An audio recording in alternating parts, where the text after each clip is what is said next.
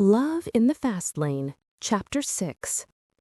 Sam pulled herself out at the cushy confines of bed just a little after 8 Sunday morning, her body protesting the movement with a deep ache that spoke to far too little sleep. The sunlight poured through 4 large windows facing the lake in relentless streams, giving her a spectacular view of colorful budding trees against the blue-gray water. Dogwoods in shades of pink and white, the whole scene a postcard of early spring perfection. If only she had the energy and motivation to enjoy it more, if only her mind would stop its endless spiraling. She'd slept very little, tormented by the what-ifs and the should-haves of the previous evening, her thoughts turning like an engine running too hot. Around midnight, she'd finally given up the pretense of sleep and put an old movie on her phone, something mindless and familiar, hoping its rhythmic dialogue would bore her into unconsciousness. It had worked eventually, somewhere between 3 and 4 in the morning, when her brain had finally shut off long enough to grant her some mercy. But even sleep had betrayed her. Trey had tormented her in her dreams. Vivid, visceral dreams where his hands traced patterns on her skin and his voice murmured things she couldn't quite remember upon waking. It didn't help that the shirt his housekeeper had left her to sleep in, a black t-shirt emblazoned with his main sponsor's logo in bright, aggressive lettering, smelled like him in a way that seemed almost cruel. She'd caught herself burying her face in the collar more than once during the night, ashamed of how much she craved that olfactory connection to him. Sighing heavily, she padded across the plush carpet to the mirror over the sink in the attached bathroom. Her hair was thoroughly mussed, sticking up in several directions, her pale green eyes still clouded with sleep and the remnants of complicated dreams. With a quick finger comb and a ponytail holder she'd scrounged from her shorts pocket, she pulled the chestnut mess up and away from her face, securing it in a loose twist. The effort, minimal as it was, made her feel slightly more in control of something, even if it was just her own appearance. A quick splash of cold water shocked her system more awake, and a finger brush of her teeth, using the disposable toothbrush she found in a basket on the counter, had her feeling a bit more human, though her mind remained fuzzy and her heart still skittered earnestly in her chest whenever she thought about facing Trey again. Sam slipped on her dirty shorts, the ones she'd been wearing yesterday, and left the guest room to find the kitchen and coffee. That was the priority right now. Coffee first.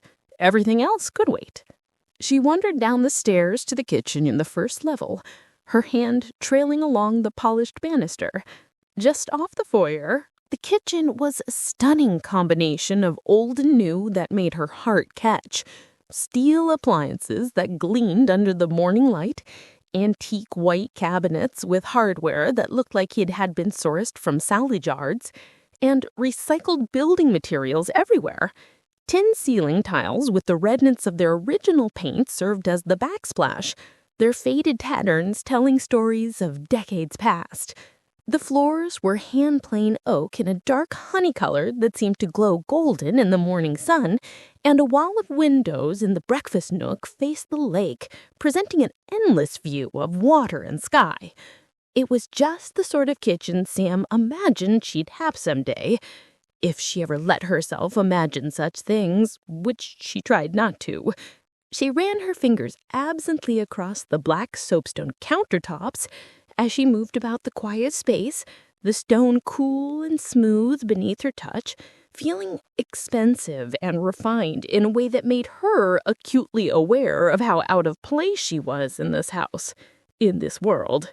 The silence of the kitchen was broken only by the gurgle of an industrial-grade espresso machine Sam had tentatively deciphered. It looked less like a kitchen appliance and more like something that belonged in a laboratory. All chrome piping and pressure gauges. She watched the dark liquid stream into a mug she'd found in a cabinet, the rich aroma of roasting beans finally grounding her in reality. I didn't peg you for a dark roast girl." The voice came from directly behind her, and Sam jumped, her hand jerking and splashing hot coffee over the rim of the mug onto the pristine soapstone. Jesus! She spun around, heart hammering against her ribs, pressing her hand to her chest as if to physically restrain it. Trey stood in the archway leading to the garage, leaning against the doorframe, ankles crossed. He looked infuriatingly awake. Gone were the jeans and button-down from the night before. He was dressed in a crisp team polo shirt, black with orange trim, and dark trousers that fit him with tailored precision. His hair was damp, combed back but already starting to assert its natural wave, and the scent of rain and expensive soap drifted off him, masking the smell of the coffee.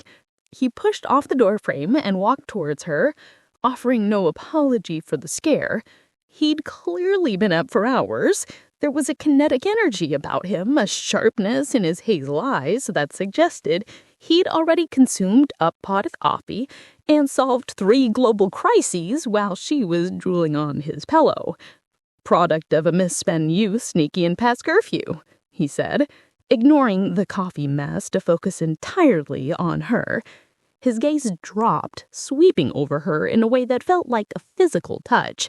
It lingered on the oversized black t-shirt that hung to her mid-thigh, emblazoned with Stockton Racing, and the bare legs beneath it. Sam fought the urge to tug the hem down. She knew she looked a fright. Sleep crested in the corners of her eyes, hair shoved into a haphazard knot, wearing his name like a billboard. But Trey didn't look critical. He looked hungry. He stopped mere inches from her, invading her personal space with the same arrogance he used on the track.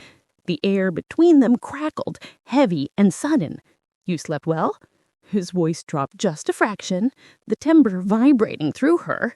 "Like the dead," she lied, "until you snuck up on me." "I didn't sneak. I live here." He reached out, his hand bypassing her face to find the elastic holding her hair up. Before she could protest, he tugged it free. Her hair tumbled down around her shoulders, heavy and messy. Trey didn't pull his hand back. Instead, he wove his fingers through the strands at her nape, massaging the scalp lightly, his thumb grazing the sensitive skin behind her ear. "Better," he murmured. "You hide too much of yourself, Samantha." Her breath hitched. Her body betrayed her instantly, leaning almost inconceivably into his touch.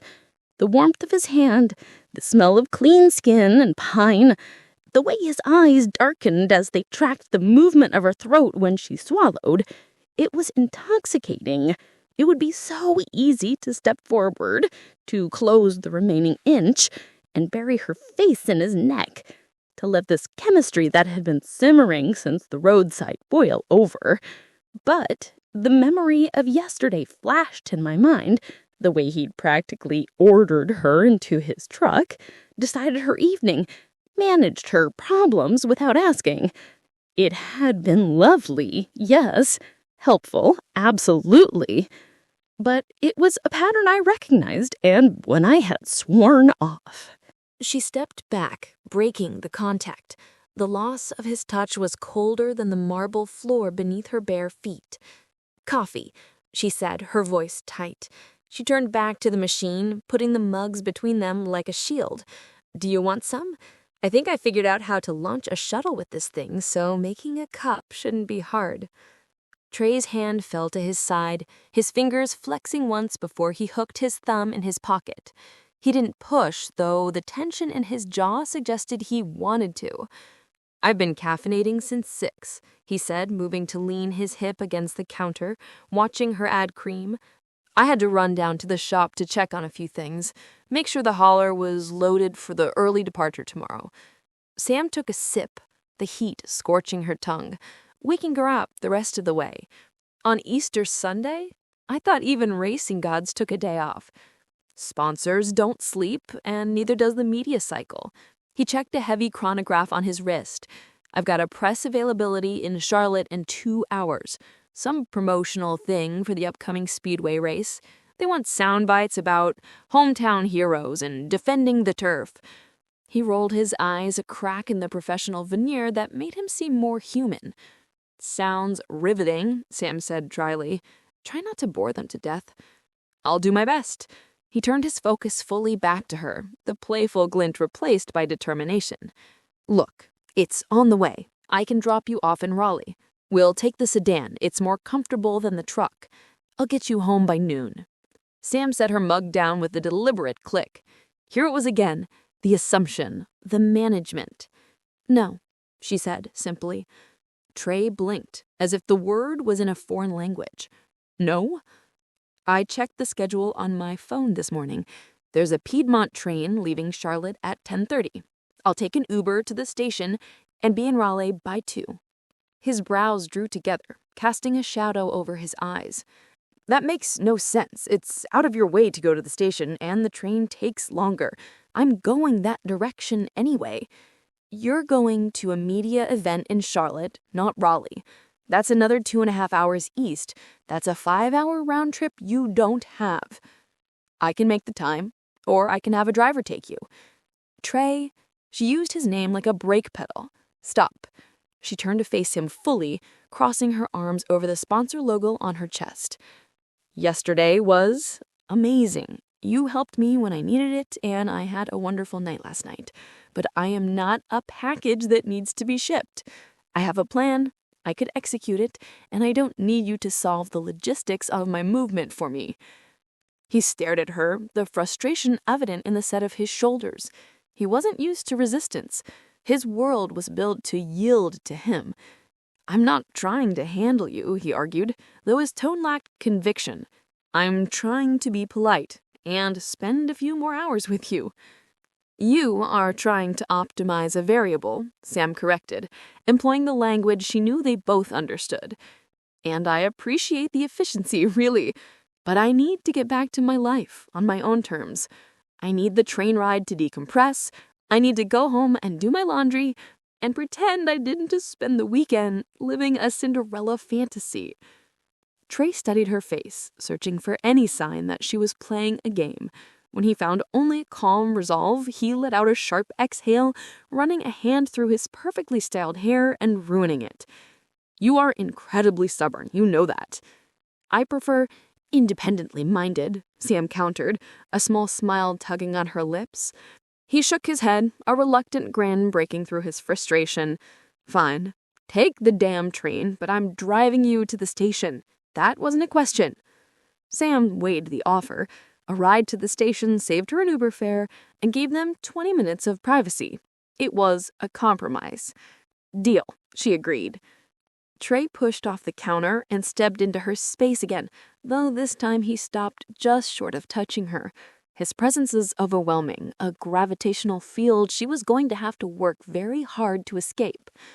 "Just so we're clear on the data," he said, his voice low and serious, stripping away the banter. "I'm letting you go today because you're right, I have commitments I can't blow off, and you have a life to get back to. But this isn't a one-off, Samantha." Sam tightened her grip on her coffee mug, her knuckles white. "Trey, we live in different worlds. I change my own oil and buy furniture at IKEA. You have a staff for your staff." "Variables," he dismissed. "I don't care about the worlds. I care about the connection. I felt it in the garage. I know you felt it too." He leaned down, bringing his face level with hers, forcing her to look him in the eye. "I plan on pursuing you, Hurricane Sam. I'm going to call you. I'm going to convince you that different worlds is a bullshit excuse. And I'm going to win." Sam felt a shiver race down her spine, fear and thrill in equal measure.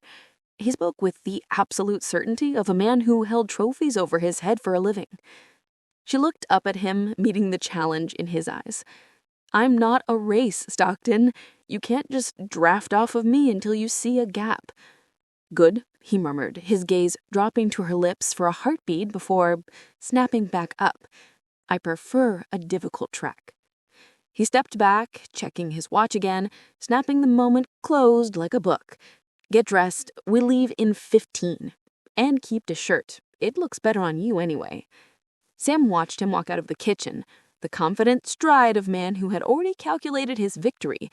She took a long swallow of coffee, needing the fortification. She had a feeling that resisting Trey Stockton was going to be the most exhausting endurance race of her life.